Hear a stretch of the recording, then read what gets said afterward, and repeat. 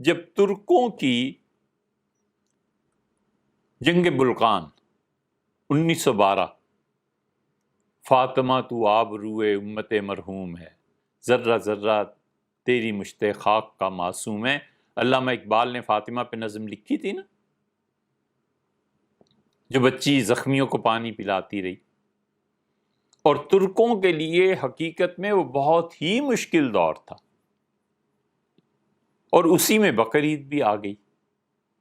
علامہ سید سلیمان ندوی رحمۃ اللہ علیہ نے اپنے استاد شبلی نعمانی کی جو سوانح لکھی ہے، یہ ہمارے سامنے ہے۔ تحریر فرماتے ہیں کہ لڑائی کے زمانے میں بقرعید کا زمانہ آ گیا تھا۔ مولانا شبلی نعمانی کو خیال ہوا کہ اگر ہندوستان کے مسلمان اس سال قربانی کے روپے ترکی کے فنڈ میں داخل کر دیں تو اچھا ہے کہ قربانی کا روپیہ ان لوگوں کے ہاتھوں میں چلا جائے گا جو اس وقت اپنی حقیقی قربانی پیش کر رہے ہیں۔ ترک اپنی جانیں لٹا رہے ہیں کہ کسی طرح حملہ جو ہو رہا ہے اٹلی وغیرہ کی طرف سے، روم کی طرف سے، اس کو روکا جائے، یونان کی طرف سے۔ فقہ کی روح سے انہوں نے اس پر غور کیا تو انہیں کوئی رکاوٹ نہیں نظر آئی کہ پیسہ بجائے اس کے کہ جانور خرید کے ذبح کیے جائیں، یہ پیسہ ان ترکوں کو بھیجا جائے جو کافروں کی تلواروں میں ذبح ہو رہے ہیں۔ مفتی محمد عبداللہ صاحب ٹونکی بھی یہیں تھے، یہ مفتی صاحب کا نام آئے گا 2-4 مرتبہ۔ ان سے رجوع کیا، مفتی صاحب نے مولانا شبلی نعمانی کے حق میں فتویٰ دے دیا کہ بجائے قربانی کے پیسہ ترکی بھیجا جائے۔ مولانا عبد الباری فرنگی محلی کو لکھا اور اس باب میں جو فتویٰ مرتب کیا تھا وہ دکھایا تو سب نے تائید کی، ادھر سے تسلی ہو گئی تو اس تحریک کو اخباروں میں پیش کیا اور وہ چل پڑی۔ اخبارات میں اشتہار چھپ گئے، شبلی نعمانی 1، مفتی عبداللہ ٹونکی 2، اور تیسرے مولانا عبد الباری فرنگی محلی رحمہم اللہ سب نے اس فتوے کو چھاپ دیا کہ ہندوستان کے مسلمان پیسہ بجائے قربانی کے ترکی کی جنگ میں بھیجے۔ لاکھوں روپے جمع ہو گئے۔ اب علماء کو اس فتوے سے اختلاف ہوا، چنانچہ مولوی ظفر علی خان نے مولانا کو اپنا شبہ لکھ بھیجا۔ مولانا ظفر علی خان صاحب جو تھے یہ اردو کے بہت اچھے شاعر بھی تھے، تو 16 نومبر 1912 کو اس کے جواب میں لکھا شبلی نعمانی نے کہ عزیزی مولوی ظفر علی خان، زمیندار اخبار جن کا چھپتا تھا نا، ظفر علی خان اس زمانے کا بہت بڑا نام تھا۔ السلام علیکم، میں نے جو فتویٰ لکھا اس سے علماء فرنگی محل بھی متفق ہیں اور مولوی عبد الباری صاحب کا خط بھی شائع ہو چکا۔ ہدایہ میں اس کا جزیہ موجود ہے، ہدایہ میں کیا لکھا ہے یہ بھی بات آتی ہے۔ البتہ ہدایہ میں صرف جواز ہے اور میں نے افضلیت کا فتویٰ دیا ہے، اس قدر یہ میرا اجتہاد ہے۔ صاحب ہدایہ نے لکھا ہے جائز ہے، اور میں کہتا ہوں کہ یہ افضل ہے۔ صاحب ہدایہ نے یہ لکھا ہے کہ اگر ایک جگہ کہیں پہ صدقہ کرنا ہے یا قربانی کرنی ہے، دونوں میں اگر انتخاب کا موقع آ جائے تو جائز ہے کہ صدقہ کر دیں اور قربانی نہ کریں۔ میں کہتا ہوں ترکی کے حالات کے پیش نظر افضل یہ ہے کہ آپ ترکوں کو پیسہ بھی بھیج دیں اور قربانی نہ کریں۔ اس پہ پھر آگے چل کر لکھتے ہیں کہ بھائی ترکوں کی اعانت اس وقت فرض عین ہے، اس وقت یہ ضروری ہے کہ ترکوں کی مدد کی جائے، اور قربانی کا درجہ واجب سے زیادہ نہیں۔ ترکوں کی مدد فرض عین ہے اور قربانی واجب ہے۔ آپ کہتے ہیں کہ سنت ابراہیمی موقوف نہ ہو، آپ کہتے ہیں قربانی جاری رکھنی چاہیے تاکہ سنت ابراہیمی علیہ الصلوۃ والتسلیم وہ ختم نہ ہو جائے۔ میں کہتا ہوں ہاں، وہ سنت قائم رہنی چاہیے ابراہیم علیہ السلام کی۔ فرق یہ ہے کہ آپ اس سنت کو لیتے ہیں جس میں مینڈے دمبے کو ذبح کرنا ہے، اور میں کہتا ہوں کہ اس سنت کو لو جو باپ اپنے بیٹے اسماعیل کو ذبح کر رہا تھا۔ ترک ذبح ہو رہے ہیں، پیسہ وہاں بھیجو، چھوڑو ان دمبوں اور بکروں اور گائے وغیرہ کی قربانی کرو۔ کیا ترکوں کی جان دمبے سے بھی کم ہے؟ چنانچہ 17 نومبر 1912 کو عام اخباروں میں اپنا یہ خط چھپوایا۔ یہ سارا تذکرہ سید سلیمان ندوی رحمۃ اللہ نے یہاں پر کیا ہے، اور پھر مولانا شبلی نعمانی نے اس کی تائید میں ہدایہ کی بھی عبارت لکھی، فتاوی عالمگیری کا جزیہ بھی لکھا، مفتی عبداللہ ٹونکی صاحب نے بھی لکھا۔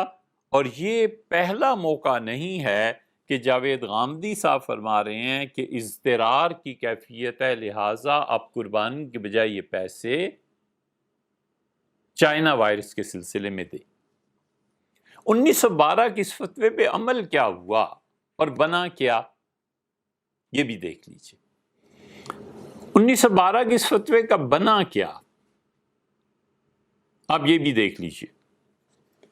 یہ فتویٰ جب علماء کے درمیان آیا جو واقعی اس منصب کے اہل تھے، تو یہ خط ان لوگوں نے لکھا تھا، شبلی نعمانی صاحب اور ان کے حضرات نے، اور وہ خط مولانا خلیل الرحمان صاحب تھے، وہ ناظم تھے سہارنپور کے مدرسہ مظاہر العلوم سہارنپور، ان کو حضرت مولانا تک جب یہ بات پہنچی کہ قربانی کرنی چاہیے یا ترکوں کی مدد کرنی چاہیے، تو حضرت مولانا خلیل احمد صاحب سہارنپوری رحمۃ اللہ علیہ نے مفتی عبداللہ ٹونکی اور ان لوگوں کے جواب میں خط لکھا، اور وہ خط بیچ میں اپنی تشریحات شامل کر کے آپ کے سامنے رکھتے ہیں۔ لکھا یہ کہ عنایت نامہ پہنچا اور دیکھ کر میں حیران رہ گیا۔ یہ سہارنپوری رحمۃ اللہ علیہ فرما رہے ہیں، مفتی عبداللہ ٹونکی، شبلی نعمانی، عبد الباری فرنگی محلی، ان سب لوگوں کو فرمایا، مولانا یہ زمانہ ایسا نہیں ہے کہ ہر شخص جو چاہے لکھ دے اور بلا چون و چرا مسلم ہو جائے۔ بحمد اللہ اس وقت خصوص اس نواح میں ہمارے اکابر کی برکات کے طفیل 400 علوم دینیہ کا چرچا ہے۔ یہ وقت ایسا نہیں ہے کہ دین کے بارے میں جو آدمی جو کچھ مرضی لکھتا رہے اور کوئی اس کا نوٹس لینے والا نہ ہو۔ ہمارے بزرگوں نے جو محنت کی تھی سہارنپور میں، دیوبند میں، مظفر نگر میں، وغیرہ وغیرہ، کاندلہ میں، اس محنت کا نتیجہ یہ نکلا ہے کہ اب آزادی ایسی نہیں ہے۔ اس وقت اگر کوئی علامہ بھی بے کینڈے کی کوئی بات کہے تو مدارس کے طلباء تک اس کی تنقید میں حصہ لیں گے۔ بے کینڈے کی کوئی بات، اب تو یہ لفظ ہی نہیں سننے میں آتا، یعنی کوئی بھی آدمی دین کے بارے میں بلا سوچے سمجھے کوئی بات کہے گا تو ہمارے مدارس کے لڑکے بھی اٹھ کے اس پہ تنقید کریں گے۔ ایسے نہیں ہے کہ جو کسی نے کہہ دیا اسے تسلیم کر لیا جائے۔ آپ چونکہ پرنسپل اور قوم کے مقتدی ہیں، اس حیثیت کے آپ کے فتاوی وغیرہ کی طرف تنقید کی باغ زیادہ پھیری جاتی ہے۔ اس حیثیت سے آپ کو بہت ضروری ہے کہ راہ راست کو مضبوط پکڑیں۔ مولوی، اس کے بعد فتاوی جنہوں نے چھاپے انہوں نے ڈیش لگا دیا، لیکن یہ ہیں اصل میں مولوی سے مراد مولانا شبلی نعمانی۔ مولوی شبلی صاحب ایک مورخ ہونے کی حیثیت سے علامہ مشہور ہیں۔ علامہ شبلی نعمانی کہتے تھے نا، بَإِن وجہ، اس وجہ سے کہ مورخ کو ہر طرف رطب و یابس فراہم کر دینے کی گنجائش ہے، نیز نقاد فن بھی کمیاب ہیں۔ شبلی صاحب ہر چیز لکھ سکتے ہیں، فتویٰ بھی دے سکتے ہیں، اس لیے کہ تنقید کرنے والے اتنے حضرات موجود نہیں ہیں، مگر ایک فقیہ اور مفتی کسی ضعیف قول پر فتویٰ دے کر طعنوں سے اور اعتراضات سے محفوظ نہیں رہ سکتا۔ مفتی عبداللہ صاحب آپ کیسے فتویٰ دے رہے ہیں؟ وہ تو کر سکتے ہیں، وہ تو مورخ آدمی ہے، آپ بھی کیسے کر سکتے ہیں؟ لہٰذا مفتی کو ایک تاریخ والے کی تقلید کرنا شایان نشان نہیں۔ آپ کے شایان نشان یہ تھا کہ آپ جمہور حنفیہ کے مذہب کو نہ چھوڑتے۔ حنفیہ نے ہمیشہ اس بات کو ترجیح دی ہے کہ قربانی کے دنوں میں اگر کبھی کوئی ایسا موقع پیش آ جائے کہ ہم قربانی کریں یا مسلمانوں کی کسی اور کار خیر میں صرف کریں پیسہ، حنفیہ کہتے ہیں قربانی کرو۔ وجہ اس کی مبسوط آگے آتی ہے انشاءاللہ، ہم آپ سے عرض کرتے ہیں۔ ہم اس کی 3 مثالیں دیں گے۔ پہلی مثال دے رہے ہیں جنگ بلقان کی، پھر دوسری مثال، پھر تیسری مثال، پھر چوتھی جگہ پر پہنچ کے ہم آپ سے عرض کریں گے کہ ہمیں ان حالات میں کیا کرنا چاہیے۔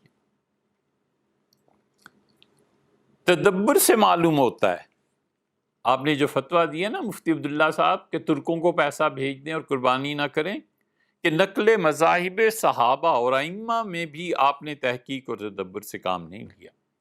آپ نے غور ہی نہیں کیا کہ ایسے مواقع پہ صحابہ کرام رضی اللہ عنہ کیا کرتے تھے اور امت کیا کرتی رہی ہے، ائمہ نے کیا فتویٰ دیا ہے۔ حضرت ابوبکر صدیق، عمر فاروق، ابن مسعود رضی اللہ عنہ وغیرہ کی نسبت آپ یا کوئی شخص ثابت نہیں کر سکتا کہ یہ حضرات واجب قربانی کو چھوڑ دیں، اور نہ ایک امام ابو حنیفہ رحمۃ اللہ کی تقلید کرنے والا اس بات کی جرت رکھ سکتا ہے کہ وہ قربانی کو واجب قرار دے اور مسلمانوں کی مدد کو فرض قرار دے۔ ترکوں کی تو فرض چونکہ واجب پہ غالب ہے، لہٰذا ادھر چلا جائے۔ حضرت رحمۃ اللہ کہنے کا مقصد یہ ہے کہ ہو نہیں سکتا کہ آپ حضرات ابوبکر، عمر اور ابن مسعود رضی اللہ عنہ کے اس لفظ سے کہ قربانی سنت ہے اور ترکوں میں جو خون ہو رہا ہے اس کو ختم کرنا واجب ہے، تو سنت پہ واجب کو ترجیح دی جائے۔ یہ جو آپ اس قول کو مجھے لکھ رہے ہیں، پیش کر رہے ہیں، تو اس کا مطلب ہے کہ مفتی صاحب آپ نے کوئی تدبر سے کام نہیں لیا، کوئی غور فکر نہیں کیا، آپ نے مطالعہ نہیں کیا کہ ابوبکر، عمر، ابن مسعود رضی اللہ عنہ کی اس سنت کہنے کا مطلب کیا ہے۔ پھر انہوں نے چونکہ امام مالک رحمۃ اللہ کا حوالہ بھی دیا تھا، حضرت نے فرمایا امام مالک رحمۃ اللہ کے 2 قول ہیں، ایک واجب ہونے کا قربانی کا اور ایک سنت ہونے کا، اور حنفیہ میں امام ابو یوسف رحمۃ اللہ کی بھی 2 قول ہیں، لیکن امام ابو یوسف رحمۃ اللہ کے قول پہ فتویٰ نہیں دیا جاتا۔ ایسی تمام روایات اور ایسی باتیں کسی عقل مند آدمی کے نزدیک یہ بحث میں پیش نہیں کی جا سکتی۔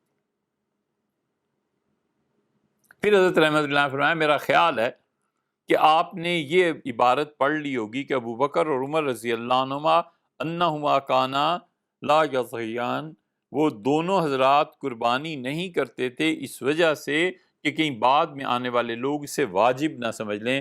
وَكَذَلِكَ أَخْرَجَ عَنِ ابن عباس، عبداللہ ابن عباس، حضرت بلال، حضرت عبداللہ ابن مسعود رضی اللہ عنہم یہ بھی قربانی نہیں کرتے تھے کہ بعد والے لوگ اسے کہیں ضروری نہ خیال کر رہے ہیں۔ اس قسم کی عبارتیں آپ نے پڑھ لی ہوں گی کہیں۔ حضرت رحمۃ اللہ جانتے تھے کہ یہ عبارتیں کس نے لکھی، اس لیے فرماتے ہیں کہ کمال تعصب اس قدر لکھنے سے باز نہیں رہا، یعنی جس نے بھی تعصب سے یہ عبارتیں نقل کی ہیں اس کے باوجود وہ اتنا تو لکھ ہی گیا ہے کہ ان حضرات کے نزدیک قربانی واجب تھی۔ پھر حضرت رحمۃ اللہ فرماتے ہیں کہ ایک طرف ترک اور ایک طرف قربانی، آپ ہرگز یہ ثابت نہیں کر سکتے کہ ایک واجب کے ہوتے ہوئے دوسرے واجب کو ترک کرنا بھی واجب ہو جائے۔ ہندوستان اور قسطنطنیہ دونوں میں سے ایک کا ہمیں انتخاب کرنا ہے، اس میں سے جون سی بھی شک آپ اختیار فرمائیں گے، یعنی آپ یہ کہیں کہ قربانی واجب نہیں سنت ہے، آپ اسے ثابت نہیں کر سکیں گے۔ آپ یہ کہیں کہ ہم قربانی چھوڑ کے ترکوں کی مدد کریں، آپ اسے بھی ثابت نہیں کر سکیں، آپ اسے بھی ثابت نہیں کر سکتے۔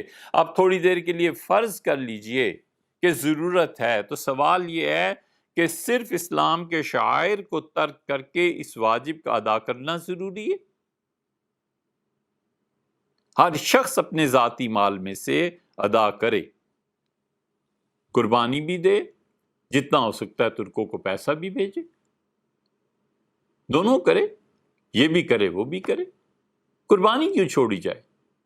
اور پھر حضرت رحمۃ اللہ نے بڑے کانٹے کی بات ارشاد فرمائی ہے۔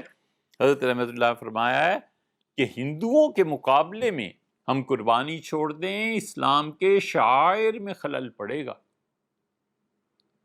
یہ دروازہ کھل جائے گا کل کو کہ جہاں مسلمانوں پہ کوئی مصیبت آئی قربانی چھوڑ دو اور مسلمانوں کی مدد کرو، تو وہ چیز جو اسلام کا علم بلند کرتی ہے، وہ چیز جو اسلام کے شعائر میں سے ہے، جس کو دیکھ کر پتہ چلتا ہے کہ مسلمان یہ عمل کرتے ہیں، اور اسلام کی نشانیوں میں سے ایک بڑی نشانی یہ ہندوؤں کے مقابلے میں مٹ جائے گی، آپ کیا کرنے چلیں؟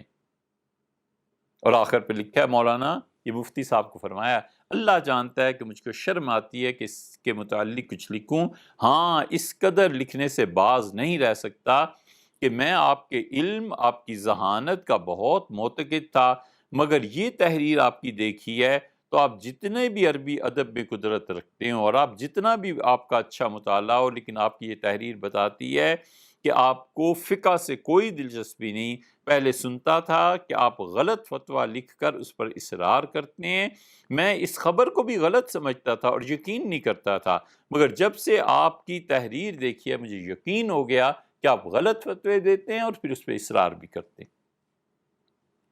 اس تحریر میں جو کچھ عرض کیا ہے دوستانہ اور خیر خواہانہ عرض کیا ہے، آپ برا نہ مانیں اور آئندہ اس کا التزام فرمائیں، اس کو ضروری قرار دیں اپنے لیے کہ بغیر تحقیق کے مفتی صاحب اب فتویٰ نہیں دیں گے۔ حضرت رحمت اللہ نے رد کر دیا یہاں پر اور فرمایا ترکوں کی اگر مدد کرنی ہے تو آپ اپنے پیسے سے کریں، لیکن ہم ہندوستان میں قربانی کو اس وجہ سے بھی ضروری قرار دیں گے کہ گائے کا ذبح ہے، جانوروں کا ذبح ہے، یا ہندو ہیں یا اور مذاہب کے لوگ ہیں، اگر ہم آج اس راستے کو کھول دیں تو کل کو بنے گا کیا؟ ہندوؤں کے مقابلے میں یہ قربانی ختم ہو جائے گی۔